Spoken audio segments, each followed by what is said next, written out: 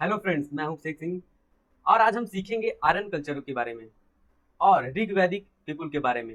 जैसा कि हमारा 2 वीडियो और भी आ चुका है जिसमें हम हड़प्पन कल्चर के बारे में और स्टोन एज के बारे में बात कर चुके हैं और ये हमारी तीसरी वीडियो है और इसमें हम आर्यन कल्चर के बारे में बात करने वाले हैं।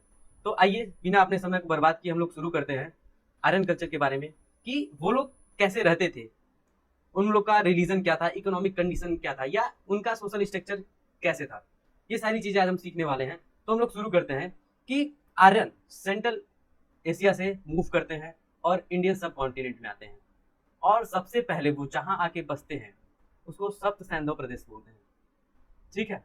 और हम ये भी देखेंगे कि शुरुआत में जो सिंधु नदी और इसकी 5 ट्रिब्यूटरी हैं उसका उल्लेख हमें ऋग्वेद में भी मिलता है और सबसे पहले आर्यन यहीं पे आके सेटल हुए थे। तो हम लोग ये भी देखते हैं कि सेंट्रल एशिया से 2 ब्रांच चलता है, एक इंडो ईरानियन और दूसरा ब्रांच होता है इंडो आर्यन। तो इंडो ईरानियन जो ब्रांच होता है वो जाके ईरान में सेटल हो जाता है और जो इंडो आर्यन होता है वो अफगानिस्तान वाले रीजन में, ईस्टर्न अफगानिस्तान में आके सेटल होता है। ईस्टर्न अफगानिस्तान से लेके सिंधु नदी और जो उसकी ट्रिब्यूटरी है वहां तक ये सब जो इंडो आर्यन पीपल होते हैं वो आके बसते हैं।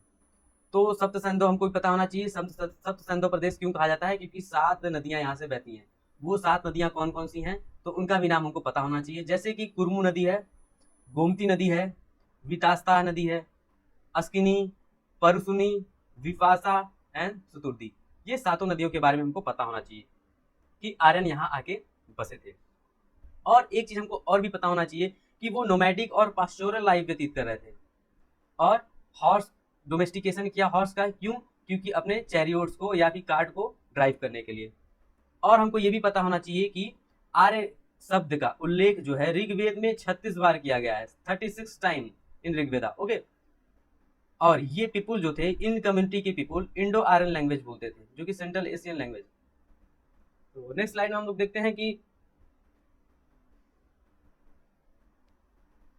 ये देखते हैं कि जो ऋग्वेद के बारे में हम लोग देखते हैं कि ऋग्वेद कंसिस्ट करता है 10 मंडल। ऋग्वेद में 10 मंडल हैं, जबकि 2 से 8 मंडल ये पहले रचित किए गए हैं। उसके बाद में फर्स्ट और 10th बुक जो है वो बाद में ऐड किया गया है। ये भी हमको पता होना चाहिए कि 2 to 8 ईयर लिस्ट है और फर्स्ट एंड 10th लास्ट में ऐड किए गए हैं।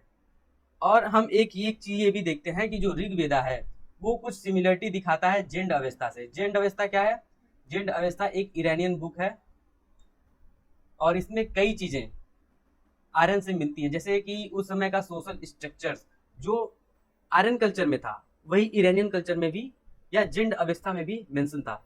कुछ जो गॉड्स के नाम है जैसे इंद्र, वरुण, अग्नि, ये सब जेंड अवेस्ता में भी मेंशन है। तो हम लोग मानते हैं कि ये दोनों एक ही ब्रांच के हैं, सेंट्रल एशिया रीजन में रहते थे और माइग्रेट कर गए डिफरेंट पार्ट में। एक ईरान की तरफ माइग्रेट कर गया और एक अफगानिस्तान, ईस्टर्न अफगानिस्तान होते हुए सिंधु नदी और इसके 5 ट्रिब्यूटरी के साथ, ठीक है, इसके 5 ट्रिब्यूटरी के आसपास लोग बस गए। और ईयरलिस्ट माइग्रेशन हम लोग को देखने को मिलता है 1500 बिफोर कॉमन इरा में। पहला ब्रांच आया था इंडो आर्यन का 1500 बिफोर कॉमन इरा में। ठीक है। और एक शब्द का और मेंशन किया गया है, दस्यु का। ऋग्वेद में दस्यु शब्द का मेंशन किया गया है या दस्यु हत्या के बारे में बताया गया है।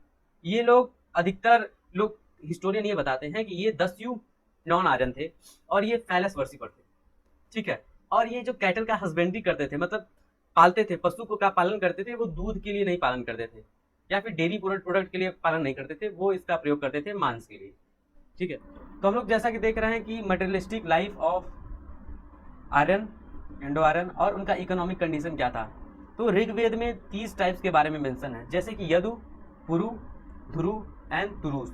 इन सब ट्राइब के बारे में ऋग्वेद में मेंशन है। और ये अपने लाइवलीहुड के लिए गाय पालते थे। गाय से दूध, दही, मक्खन, कई चीज़ें निकलती हैं, तो इसके लिए वो गाय पालते थे। और हॉर्स, घोड़े को पालते थे अपने चैरियोट को, रथ को खींचने के लिए। ठीक है। और एनिमल हस्बेंड्री, पशुपालन इनका प्राथमिक व्यवसाय था। और द्वितीयक व्यवसाय क्या था? एग्रीकल्चर, कृषि जो है द्वितीयक व्यवसाय था। और ये कृषि में जनरली यव और बार्ले, जौ का ये लोग प्रोडक्शन करते थे। आर्यन पीपुल ब्रॉन्ज से अवेयर थे, या फिर कह सकते हैं ऋग वैदिक पीपुल जो थे, ऋग वैदिक के लोग थे, वो ब्रॉन्ज से अवेयर थे, ब्रॉन्ज, और ये आयरन के बारे में नहीं जानते थे। मतलब कांस्य के बारे में पता था इनको, बट लोहे के बारे में नहीं पता था। और ये ब्रॉन्ज का ही एग्रीकल्चर टूल्स बनाते थे और वेपन का यूज बनाते थे। कई डिफरेंट प्रकार की पोट्री के भी बारे में जानना चाहिए जो कि यूज करते थे ऋग्वैदिक पीपल, जैसे कि black ware pottery, red ware pottery, black and red ware and black slipped ware. ये तो इनके टाइप्स ऑफ पोट्री हो गए। और हम देखेंगे कि ऋग्वैदिक सोसाइटी कैसे थी, क्या सोशल स्ट्रक्चर था। तो हम लोग देखेंगे कि जो सोसाइटी थी ऋग्वैदिक एज में वो 3 डिफरेंट पार्ट में डिवाइड थी। एक तो ब्राह्मण थे, दूसरी क्षत्रिय, तीसरा विश्व, दैट मीन वैश्य। और ये तीनों जो डिवीजन ऑफ द वर्ण था, ये तीनों वर्ण जो डिवाइड किए गए थे, ये उनके ऑक्यूपेशन के आधार पे उनको डिवाइड किया गया था। जैसे कि जो ब्राह्मण थे चैंटिंग मंत्रा, मतलब मंत्र का उच्चारण करते थे या यज्ञ करवाते थे, पिछली क्लास थे वो, इसलिए वो ब्राह्मण कहलाए। क्षत्रिय इसलिए क्योंकि वो वॉरियर क्लास था। विश्व क्योंकि वो हस्बेंड्री एंड एग्रीकल्चर करता था। तो हम देखेंगे कि ऋग्वैदिक पीरियड में इंटरचेंजिंग ऑफ वर्ण, मतलब अगर आप किसी दूसरे वर्ण के हैं और आप अपना ऑक्यूपेशन कोई, जैसे कि आप एनिमल हस्बेंड्री करते हैं, विश्व हैं, और आप वॉरियर बन गए, तो आपका जो है वर्ण चेंज हो जाएगा, आप क्षत्रिय में आ जाएंगे, मतलब क्षत्रिय में आ जाएंगे। तो इंटरचेंजिंग ऑफ वर्ण सबसे बड़ी बात है ऋग्वैदिक सोसाइटी की, इंटरचेंजिंग ऑफ द वर्ण, ठीक है। और वर्ण सिस्टम जो था वो ऑक्यूपेशन, व्यवसाय पे आधारित था, व्यवसाय पे आधारित था, ठीक है। तीसरी चीज हम लोग देखेंगे कि पैट्रियार्कल सोसाइटी थी, मतलब पितृसत्तात्मक समाज था, मेल डोमिनेटिंग सोसाइटी, ठीक है, पुरुष डोमिनेट करते थे सोसाइटी में। और हम देखेंगे कि ऋग्वैदिक सोसाइटी जो थी वो फ्री थी, फ्री ऑफ सोशल इविल्स, जितने भी सामाजिक कुरीतियों से मुक्त थी, जैसे कि सती प्रथा, पर्दा सिस्टम, बाल विवाह, ये सब प्रचलन में नहीं था, जबकि विधवा विवाह ये अलाउ था ऋग्वैदिक सोसाइटी में भी। आर्यन जो थे वो एक फाइटिंग कम्युनिटी थी, जिससे वो अधिकतर वो क्या करते थे, प्रेफर करते थे मेल चाइल्ड, ठीक है। बट लेकिन स्त्रियों की दशा भी काफ़ी अच्छी थी ऋग्वैदिक एज में। और कई हम लोग नाम सुनते हैं, जैसे कि अपाला, घोषा, लोपामुद्रा, इन सब के बारे में भी हम लोग जानते हैं कि इनको उचित शिक्षा दी गई और इन्होंने कुछ कंपोज्ड किया है, इन्होंने कुछ मंत्रास ऋग्वेद में कुछ मंत्रा इन्होंने कंपोज्ड भी किया है। तो ये भी हमको पता होना चाहिए। और एक चीज़ हमको ये भी पता होना चाहिए कि उनका पॉलिटिकल सेटअप क्या था। तो जो ट्राइबल चीफ होता था उसको राजन बोलते थे, उसको राजन बोलते थे, और उसके पास अल्टीमेट पावर नहीं था, उसका पावर चेक किया जाता था किसके बाद, ट्राइबल ऑर्गेनाइजेशन के थ्रू। और ये ट्राइबल ऑर्गेनाइजेशन क्या थे, जैसे कि सभा था, समिति थी और विदत।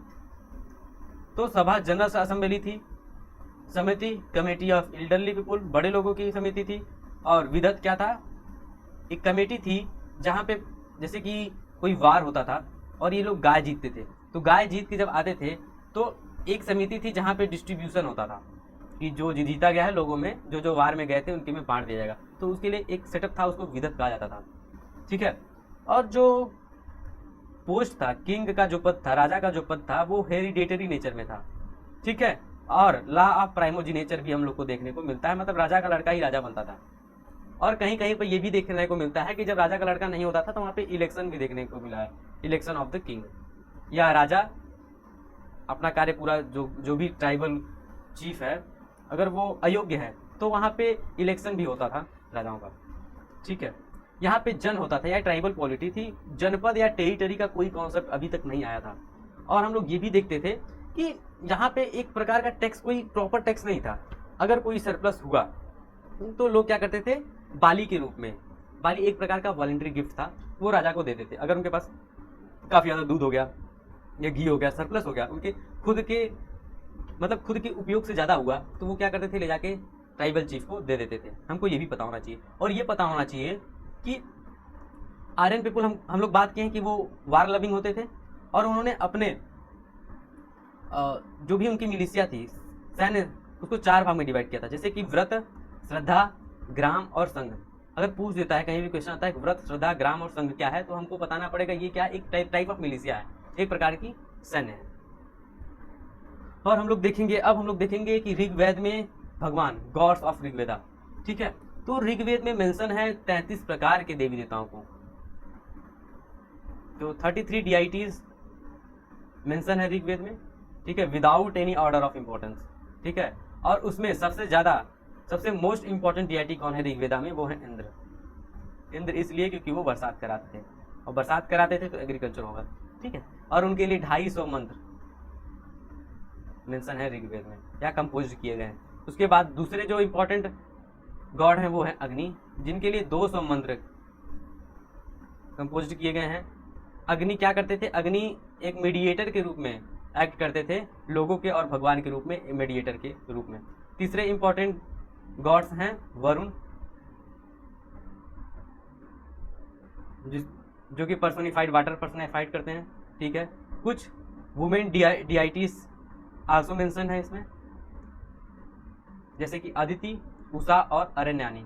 अदिति का मतलब होता है mother of 8 God, and Usha का मतलब होता है गॉडेस ऑफ डाउन, जैसे कि अरण्यानी का मतलब होता है गॉडेस ऑफ फॉरेस्ट, ठीक है। तो हम लोग यहाँ तक देखते हैं आज।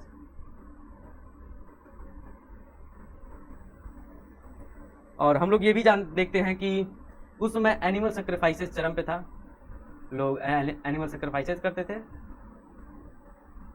ठीक है। और ये सेक्रीफाइसेस जो करवाते थे वो होते थे, उनको कहा जाता था होत्री, अधर्यु, अग्निद, होत्री, नेस्त्री एंड ब्राह्मणास, ठीक है।